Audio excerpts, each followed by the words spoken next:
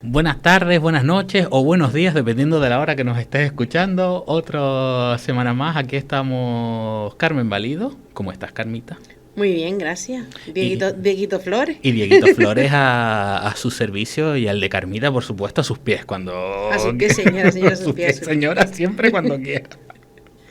Hoy venimos con otro capítulo más de la historia puta de Canarias. Carmita, ¿por qué puta esta vez? Pues esta vez es puta porque resulta que hay calle, como habíamos dicho en el podcast anterior, hay calle en Canarias con el nombre de un esclavista. Bueno, de uno solo. Bueno, de varios, pero uno es súper reconocido. Y es bueno, aquí hay varios también, es verdad lo que dice Diego, aquí hay varios. Muchísimas gracias a Radio Faro por permitirnos volver a contar aquí esta historia interesante, esta historia menos conocida, la historia de la gente. Y hoy queríamos empezar hablando pues de un tema, bueno, entrando directamente en el tema, ¿fue Canarias un territorio esclavista? Que eso es un tema que trae para muchísimo. Y relacionado con esto, ¿qué es una cabalgada? Porque claro, tú escuchas cabalgada y se te pueden meter muchísimas cosas a la cabeza. Eso no es. A nivel histórico, cabalgada era el término que se usaba en Península, por ejemplo, cuando todavía estaba el Reino de Granada y estaban las guerras entre Castilla y Granada. Cabalgada se llamaba el momento en que entraban ciertos como una especie de mercenarios, digámoslo así, con términos modernos, a hacer pillaje, a secuestrar a gente para venderlo como esclavos, a secuestrar pues joyas, dinero, oro. Hoy le llamamos mercenarios, en aquella época eran señores que vivían de eso. Eran hidalgos. Era gente que además se ganaba la vida de esa manera, viéndose como una forma de vida honrada. ¿Qué ocurre? Que el Reino de Granada desaparece porque se conquista por Castilla, pero es que en Canarias, desde casi el principio de su conquista por Castilla, bueno, primero por los señores, nos encontramos con que aquí se ocurrieron cabalgadas también. Todo esto, en este caso, lo estamos sacando de varios artículos de varios autores. Manuel Lobo es uno muy famoso. En concreto hay un artículo que le puede ayudar mucho a la gente si les interesa, que es la cuestión de las cabalgadas canarias a Berbería, de Jesús Salafranca Ortega. Y aquí también otro tema, ¿qué es berbería, no? ¿Qué significa berbería? Berbería es la palabra con la que antiguamente se definía el norte de África, lo que hoy es el Sáhara, Marruecos, de donde Túnez, proceden los bereberes. Argelia, bereberes, que ojito con el término porque claro, nosotros tenemos mucha la costumbre en Canarias de decir bereberes, pero es que a las poblaciones locales del norte de África no les gusta este término. ¿Por qué? Porque bereber viene del latín bárbaro y es de menospreciar a esos pueblos por parte del Imperio Romano. Entonces ellos asimismo se denominan como amazigh, que es también un término que cada vez se usa mucho más en Canarias, justamente porque es el término con el que se autorreferencian, y a todo este territorio común que tienen lo llaman Tamasga, que esto es ya otro capítulo más, otra historia más diferente, pero que se incluye a Canarias también de este otro territorio en muchas ocasiones por ese pasado africano fuerte que tuvimos nosotros originario. Pero volviendo al tema de las cabalgadas, ¿cómo eran las cabalgadas aquí en Canarias? Pues las cabalgadas eran en barco a estos territorios que tenemos aquí al lado, a la costa africana. O sea, la costa africana continental está muy cerca, y el objetivo era robar oro que podía ser de forma directa joyas, o robar y secuestrar personas, porque a raíz de, dependiendo de la persona que secuestrabas, pues bueno, si era una persona pobre en aquellas zonas, tú lo vendías como persona esclavizada aquí. Y si era una persona rica, tú cobrabas un rescate en oro de la persona rica de allí. O sea, era el comercio por excelencia, más que el ganado que pudieran robar o cualquier otra cosa. Que también lo robaban. Que también lo robaban, o sea, ganado, ahí era camello, caballo, cereales, lo que encontraban. Lo que pillasen. Arrasaban con por sota y malilla. Pero esos barcos que salieron de Canarias a por personas era lo que más dinero daba en estas islas durante muchísimos años. ¿Y esto quién fue quien lo inauguró, Carmita? Pues la primera cabalgada que se conoce fue la de Juan de Bethencourt, que llegó a la costa africana de pura chiripa por una tormenta que lo llevó allá y al Cabo Bojador. Y entonces el señor, cuando se vio que recaló en un sitio que él no conocía, dijo, ¿qué hago aquí? Por lo que sé. Y empezó a entrar y entró con todo el personal que tenía en el barco y empezó a secuestrar. Efectivamente. Entonces, bueno, sí. Entonces este señor, en aquel viaje, lo que él se hizo, el botín que hizo fue pues de hombres, mujeres, niños, niñas, y también con 300 camellos. 3.000 camellos. 3.000 camellos, que claro, ¿dónde cargas tú esos camellos que viniste con un barco? Entonces, muchos de ellos tuvo que sacrificar. Yo me preguntaba, bueno, cuando habla de que lo que no te cabe en el barco lo sacrifica, ¿qué sacrificas? ¿Camellos y personas por igual? No.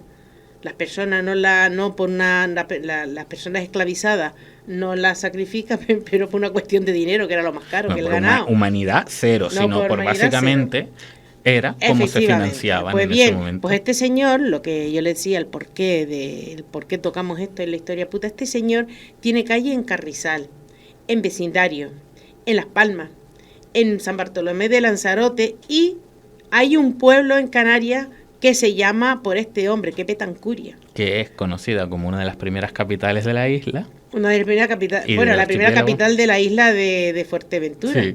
Betancuria. Y estas cabalgadas, que durante muchos años eran así de manera sin controlar, cualquiera podía ir a la costa africana y hacer estos desastres, llegó un momento en 1445 que se organizó, se sistematizó, se creó un sistema, claro, para que todo el mundo pudiera ir allí de manera organizada. Entonces, el primero que hizo este sistema organizado fue Hernán Peraza, el Viejo, que ya lo iremos en otros podcasts de aquí en adelante, porque fue uno de los joven que fue su nieto.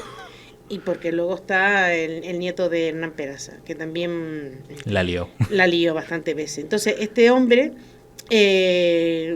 fue el conquistador de La Gomera, no en toda la isla, porque La Gomera se resistió bastante, pero sí fundó San Sebastián, hizo mandó hacer la Torre del Conde y fundó también Valverde. Que a mí muchas veces me llama la atención esto cuando dicen que tal señor hizo la Torre del Conde y tú dices, sí, ¿cuántas piedras puso? Él solo, sí. Eso pasa. No, mandó a hacer, claro, tú porque lo has dicho bien, pero como un montón de sitios te lo ponen como dices, las cargó él, ¿no? Sí, claro. Este sistema para las cabalgadas consistía en lo siguiente. El primer punto era que en cada cabalgada se podía llevar como máximo 3 navíos y como máximo 100 personas dentro de los navíos. No de traerlos, sino 100, digamos, trabajadores, entre almogávares, tripulantes, entre almogávares, pescadores y todo esto, porque había mucha gente que vivía de esto, ahora lo explicamos. Además de esas tres, el botín solo podían ser personas esclavizadas y ganado, porque en otros viajes se habían traído cereales para la agricultura en Canarias. Entonces, personas esclavizadas, el botín, personas esclavizadas y ganado, y otra condición la última condición era que no se hacían conquistas. Es decir, ellos iban allí, saqueaban, que era la palabra que llevo rato buscando, es ir, saquear y volver. Estaba prohibido conquistar. Uh-huh. Todo esto además a beneficio en Canarias de muchísima gente, porque de esto se beneficia la nobleza. Gracias por recordármelo. Es que daba mucho trabajo, porque trabajaban los almogárabes que eran campesinos que hacían, digamos, manufacturaban cosas para la gente que iba al barco, por ejemplo, los cascos de los trajes de guerra, otros artilugios del traje de guerra también se hacían aquí por almogávares, se llevaban pescadores para que los ayudara en la navegación. En la navegación, efectivamente, y sobre todo para evitar barrancar en la costa. Que claro que al final se trataba este proceso de esclavización que se vivió en Canarias, esclavizando a los pueblos vecinos africanos, no era algo que beneficiaba solo a una pequeña élite, sino que era un dinero que le llegaba a mucha gente. Llegaba a mucha gente por los oficios que habían alrededor y la gente que viven de esos oficios, mercaderes, comerciantes, en fin. ¿Quiénes más tenemos protagonistas en estas historias? Pues después de Hernán Peraza el Viejo, tenemos a su yerno, que es Diego García de Herrera, mi tocayo, que ojito, porque este fue un personaje que fue marido de Inés Peraza. Ella era la hija de Hernán el Viejo.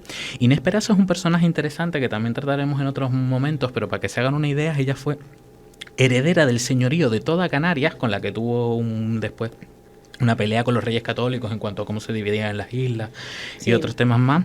Y ella con su marido vivieron principalmente en Teguise y en Betancuria, y la gente de Fuerteventura que nos esté escuchando seguramente el tema Inés Betancuria les sonará, porque es que uno de los pueblos del municipio es el Valle de Santa Inés. ¿Por qué se llama así? Porque Inés fundó la ermita Santa Inés, porque yo me llamo Inés y pongo la ermita mi nombre, así de chula y Claro. rica soy, básicamente, y el pueblo acabó cogiendo su Llamándose nombre. así.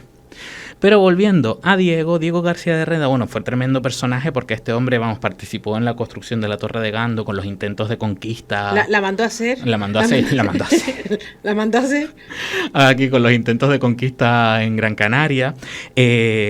Cuando llegó a Lanzarote y Fuerteventura con su mujer de la península, sufrieron una rebelión por parte de la gente de Lanzarote y Fuerteventura porque Menudo personaje. no lo querían, porque Claro. decían que hacía abusos contra la gente local y que incluso mandaba a exiliar a aquellos que se oponían en su contra. O sea, ya es un señor que llega Llegó fuerte. pisando, marcando Claro, territorio, hombre. como así, muy Claro, muy porque machirulo. porque no respetan los sitios donde llegan, claro. Los que estaban allí eran animales para ellos. Y una de las cosas más importantes que hizo este hombre, que es, mientras que antes, como decía Carmen, la intención no era la conquista, él sí fue el que empezó con Pero estos porque a él temas se de la conquista. soplaba Bueno, todo, que- pasaba de todo Dios.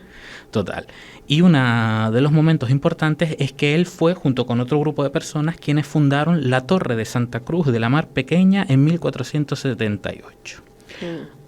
Amiga, yo te digo Santa Cruz de la Mar Pequeña y tú te quedas pensando, ¿esto qué es? ¿Te sonará Mar Pequeña? Mar Pequeña... ¿Será el barrio de Telde? Puede ser el barrio La de Telde, playa. de la gente que conozca Gran Canaria, ¿no? Dirá, pues el barrio de Telde, hay una teoría que es que se llama en honor a esta torre. ¿Y dónde estaba esta torre? ¿En Gran Canaria? No.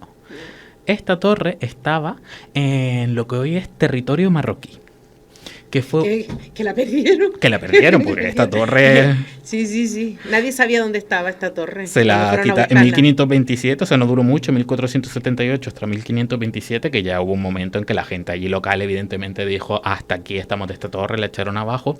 Esto es historia Potocó Podcast, pero por culpa de esta torre y de este Diego García de Herrera, España durante el régimen franquista era propietaria del territorio de Ifni en Marruecos, y eso fue provincia española y el lugar donde tuvo la última guerra colonial de Franco. Pero eso, como es una historión aparte, Lo contaremos más adelante. lo contaremos en otro momento. Volviendo a Santa Cruz de la Mar Pequeña, ¿qué pasa con este sitio? Que era un sitio que lo tenían puesto allí en Marruecos con la idea de... hoy en día no se sabe dónde está, además. O sea, lo de Ifni es porque se inventó en su momento, se creía que podía estar localizado, pero no se sabe exactamente dónde estaba. Y la idea era tener este puesto pues para poder comerciar, para poder expandirse territorialmente. Lo que pasa que, claro, que a los gobernantes locales en Marruecos, pues mucha gracia no les hacía, porque venían aquí la gente de Canarias en barco a secuestrar gente y encima nos están quitando un cacho de territorio. Poquito cara. O sea, Poquito cara. mal rollo. El Muley Nassar, Muley es un título nobiliario de aquellos gobernantes de Marruecos en aquella época, muy cabreado, organiza contra esta torre en un primer momento un ejército de 10.000 personas, pero el Diego García de Herrera mandó 5 navíos y 600 hombres con sigilo que a cañonazos consiguen arrasar con este primer intento de conquista por las fuerzas locales de la torre. Ojo, que al final sí esta gente acabó recuperando la torre, pero años después, como les habíamos dicho, pero en un primer intento fracasan. Y en este fracaso es cuando aparece uno de los personajes, que yo creo que es más personaje, Personaje, o sea, muy pero personaje de toda esta historia, porque es un señor que con 29 años le dice a esta gente, yo traiciono a los míos aquí en lo que se conocía como Berbería, o sea, el territorio más Marruecos, y me voy con ustedes a Canarias. Juan Camacho. Claro, esto había personas que lo hacían. ¿Por qué? Porque esta gente conocía los caminos, conocía la sociedad, conocía los territorios y suponía una ventaja militar a la hora de desde Canarias organizar las cabalgadas. Entonces dicen bien, Juan Camacho más otros cuantos compañeros que se unan a nosotros porque así ellos sabrían por un lado que vivirían bien y que podrían aprovecharse. Que Juan Camacho era un nativo de Canarias. Era... De Canarias no, de allí, vale. de la zona marroquí.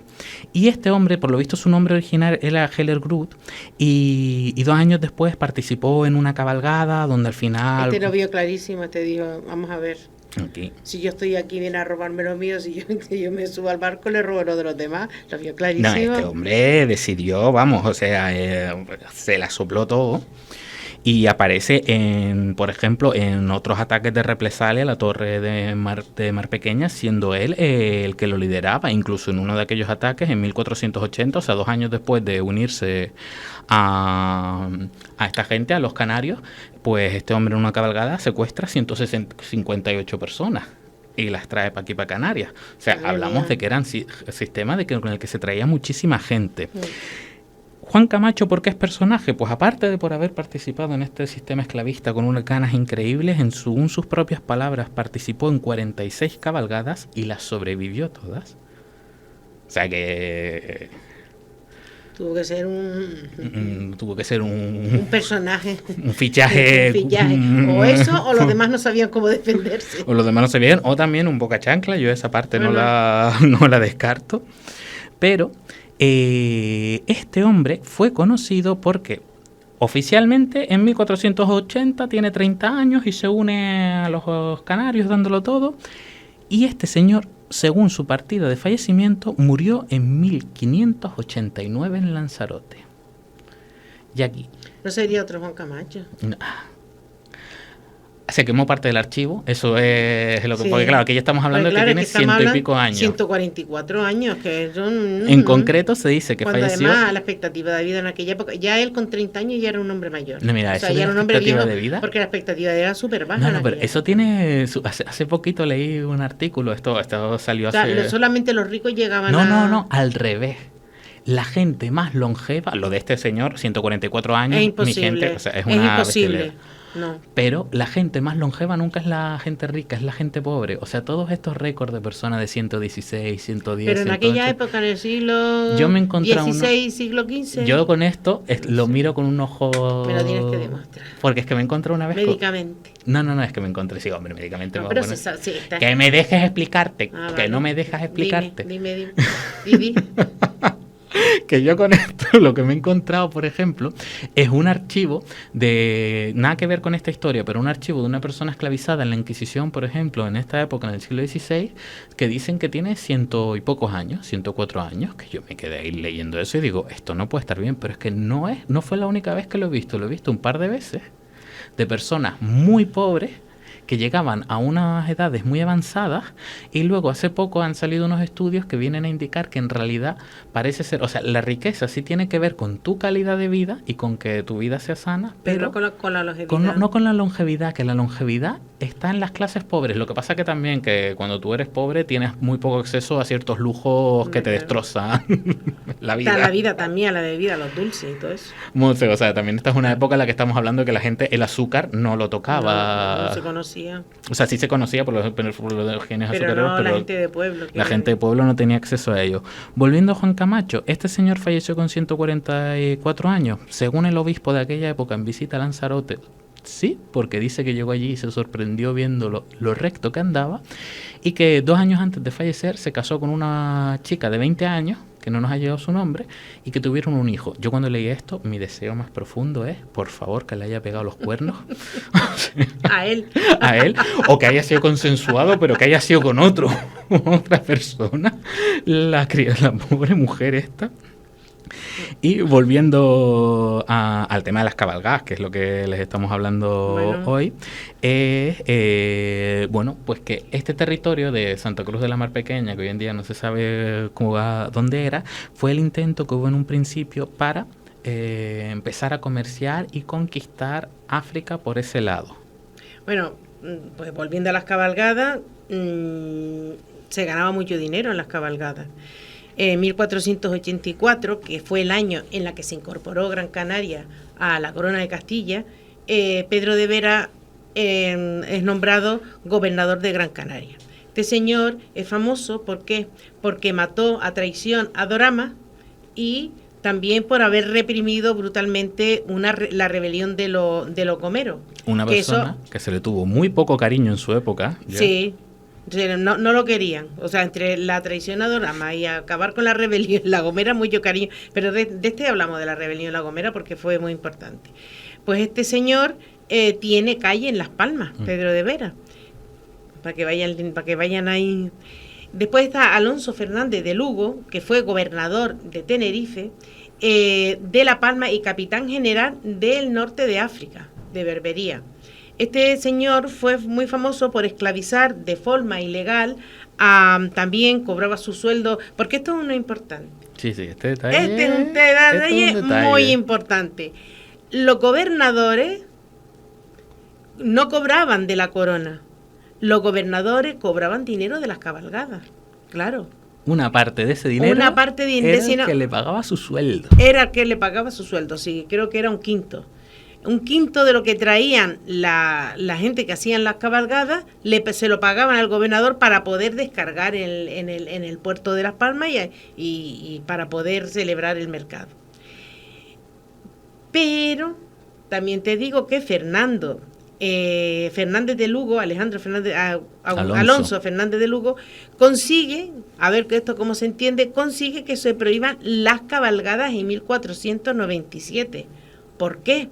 No, desde luego, no es por motivos humanitarios, no, sino porque además, él quería implantar comercio. O sea, fue un pequeño detalle. Alonso Fernández de Lugo fue conocido en su propia época hablando de la esclavización de los pueblos canarios, que eso también es otro tema, por esclavizar ilegalmente a canarios, o sea, y que tuvo polémicas ya en su momento. Sí. Lo de motivos humanitarios, poco. Sí, porque estaba todo regulado. O sea, la esclavitud estaba regulada. Entonces, este señor quiso acabar con el mercado de esclavos, no con el mercado de esclavos, con las cabalgadas. Uh-huh. Quería acabar porque él quería, digamos, ¿cómo se llama esto? Diversificar el comercio. Y claro, aquello hundió la isla porque si prohíbe las cabalgadas, no vienen barcos, o sea, no hay comercio de esclavos, si no hay comercio de esclavos. Claro, porque él lo que quería además en un principio era implantar el comercio en ese territorio que llamaban en Berbería, o sea, claro, de tener quería ahí, comerciar con el norte de África. Y la gente allí le decía, sí, voy a comerciar contigo que me está secuestrando a mi primo, a mi madre y a mi hijo. Claro, por ahí. Entonces, ¿qué pasa? En poco tiempo se hunde la isla porque el puerto de Las Palmas era el más importante en el comercio de esclavos de las islas.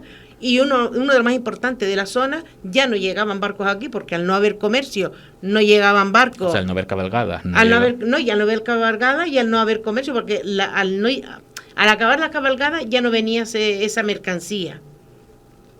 Entre montón de comillas. Está moviendo mucho las comillas. Sí, digo, entre montón de comillas. Si no se genera y no puedes traer esclavos, pues no paran por aquí los barcos. Si no paran los barcos, se hunde el puerto. Si se hunde el puerto, no se genera negocio y los mercaderes no pueden vender ni comprar nada. La gente que trabajaba, que ya como les comentamos antes, la gente que trabajaba, la tripulación que trabajaba en esos barcos, se quedan sin trabajo, los pescadores que los acompañaban se quedaban sin trabajo, los almogárabes que manufacturaban productos para la tripulación se quedan sin trabajo, se despobló la isla de la ciudad de Las Palmas. Otra cosa muy importante, la iglesia se quedó sin dinero porque ya la gente no daba limosna, se quedó en los conventos y la iglesia se quedó sin nadie que diera limosna y al final se generó una crisis tremenda y se generaron disputas. ¿Y cómo vino a gestionarse ese tema? Ese tema se gestionó porque el Cabildo de Gran Canaria se mete en una guerra jurídica con Alonso Fernández de Lugo, que al final terminó con la intermediación de la corona, y la reina Juana de Castilla en 1505 permite de nuevo las cabalgadas, pero ya controlando la zona. Había por ahí un tratado con Portugal que decía, bueno, en la zona del Río de Oro, en la costa africana, solamente se podía, digamos... Que el Río de Oro, para que sepan, es como la parte sur del Sáhara Occidental, más efectivamente. O menos. Entonces, a partir del Río de Oro hacia abajo hasta llegar a Guinea y hacia arriba hasta llegar a Mesa, una ciudad que se llamaba Mesa, en ese espacio era donde podían entrar y saquear. Todo muy ordenado y muy correcto. Entonces, claro, cuando empieza otra vez el negocio, vuelve otra vez el dinero de los esclavistas, y en el siglo XVI aquello fue tremendo. En el siglo XVI solamente en la isla de entre Gran Canaria, Fuerteventura y Lanzarote se registraron 190 cabalgadas que salieron de estas islas. Que, ojo, a cada una con su diferente número de personas esclavizadas, pero recordemos que en una de Juan Camacho se le llevó por delante 150 personas. O sea, ahí fueron miles. Sí, no, es que seguían las normas anteriores de ir 3 navíos, o sea, venían cargados hasta arriba. Entonces, Carlos I, España entra en guerra con turcos y moros. Moros son los habitantes del norte, de los países que están en el norte de África. Entonces, el rey Carlos I, en 1525... Como lo llamaban en aquella época, ¿te refieres? Le llamaban en aquella época, pero vamos, que no es de manera despectiva, aunque luego, o actualmente es un nombre despectivo, en aquella época los moros eran los habitantes del norte de África. Entran en guerra y entonces, ¿qué pasa? Que Carlos V en 1525 le da patente de corso a todos los barcos para atacar a moros y turcos. Que además también se llamaba los argelinos turcos porque como ellos eran como un estado supeditado al Imperio Otomano, claro. Pues entonces aquí era, o sea, todo, ataquen a todo. El norte de África. Ataquen a todo. Ataque a todo. ¿Qué es una patente de corso? Una patente de corso es una autorización que se da a cualquier navío de un país para atacar a los navíos de los países enemigos. Con lo cual se vuelven milicianos de ese estado, de esa corona. ¿Te imaginas aquello todo revoluto, todos contra todos? Ni aquí hay uno que además adquiere fama especial. Entre todos destacó uno que fue el llamado el primer marqués, que yo no sabía que había un marquesado en Lanzarote, el primer marqués de Lanzarote. Sigue existiendo. Sí, eso no se acaba. Que se llamaba Agustín de Herrero y Roja, que organizó tantas que llegó a cautivar a 1.200 personas en la costa marroquí y saharaui. O sea, y se cree que realizó entre 14 y 50 cabalgadas. Por ahí está. Un bestia. Todo esto hay que tener en cuenta una cosa, que es que ¿por qué nosotros traemos este tema a la historia puta de Canarias? Porque es que estamos hablando de personas que se secuestraron en África, que se quedaron la gran mayoría viviendo aquí en Canarias y que se convirtieron al final en los ancestros, o sea, en los antepasados de muchas personas que viven en Canarias que no tienen conciencia ninguna de que en la línea familiar están estas personas esclavizadas a las que se les trucó la vida y se las secuestró para trabajar aquí en ingenios azucareros, en el servicio doméstico. Sí. Y en muchísimas otras cosas. Y claro, tú piensas, Dios mío, todo esto que ocurre es súper bestia, ¿no? Canarias yendo allí a Marruecos y el Sáhara a secuestrar a gente de forma sistemática. Y allí en las costas africanas se quedan quietos. No, ¿cómo se van a quedar quietos? De hecho, Muley Abdalá de Marruecos en 1567 llegó ya al máximo de su paciencia y dijo, oye, mira, hasta aquí. Y montan una estrategia. Esto es la paciencia que les decíamos que teníamos nosotros los canarios con las revueltas cuando iban en contra de nuestros derechos. También lo han tenido otros pueblos cuando nosotros pero nos cuando pasamos. Cuando llega un límite, es que fue casi un siglo entero, aguantando a esta manada de salvajes que entrara y se llevara todo lo que tuviera.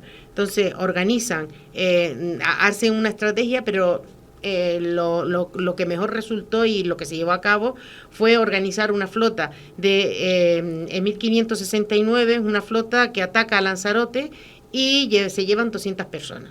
2 años más tarde entran otra vez y vuelven a llevarse 100 personas. Y así continuaron con los ataques entre Lanzarote y Fuerteventura, que fueron varios ataques durante esos 2 años y años siguientes.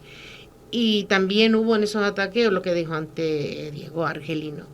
Y claro, esto se enmarca dentro del tema de que muchas cosas que nosotros llamamos ataques piráticos en realidad eran por un lado venganzas de personas que decían estamos hasta aquí, su estrategia de defender su territorio y una forma de rescatar a su gente que venía aquí secuestrada. Entonces, que también hablaremos de eso en otros podcasts, la gente que fue liberada. Porque claro, además todo esto tenía unas ramificaciones súper importantes e interesantes, pero que una de las cosas es que claro, eran realmente piratas si lo que venían era rescatar a su propia gente y defenderse.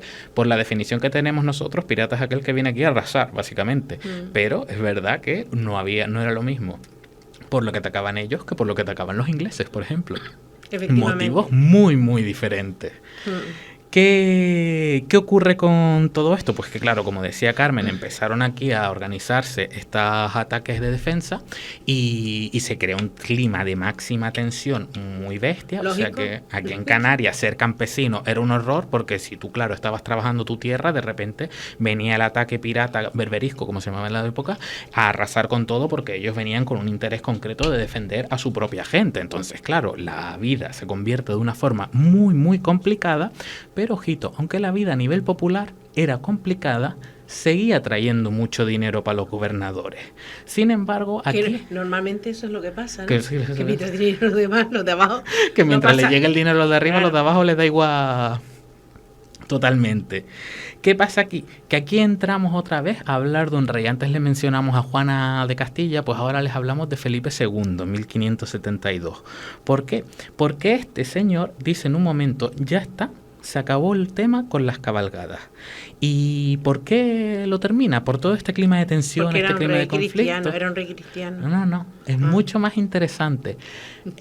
Todo el rollo este de la... cristiano no es nada interesante. No, el cristiano es una cosa...